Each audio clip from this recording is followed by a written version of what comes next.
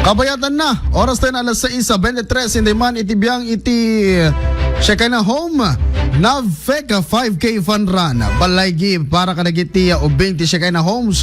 At yung mga report ni Idol Gina V. Iti da ito'y aguntawan. IFM News. IFM News. IFM News. Lokal. Idol Gina V, please come in.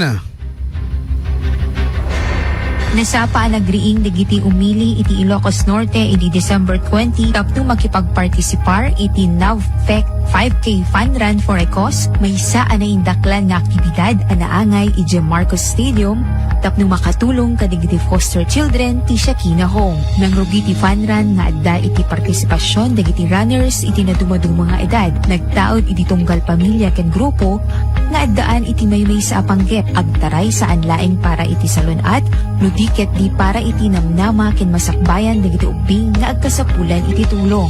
Ti aktibidad ket inorganisa ti Northern Allied Vanguard's Finest Eagles Club wenno Navfek kaspaset ti advokasya da as service through strong brotherhood. Dagiti pundo amalikom iti fun run ket mausar tapno masuportara ti Shekinah Home maysa a pagtaengan dagiti ubing ana iwaksi awanan ti pagnaedad na abuso ken nabaybayan. Iti fun run adda pay Zumba session anaangay nga induulwan dagiti certified instructors. Ditoy uray dagiti haan ana ki fun run ket naaddaan dati gundaway ana ki pagpasek iti gagem iti aktibidad. Saan laeng amaysa nga sports event ti Navfek 5K Fun Run for a Cause. No diket maysa a mensahe at tunggal andang ken panagrigat dagiti partisipante ket mangited iti namnama ken mas nalinteg a masakbayan dagiti ubing.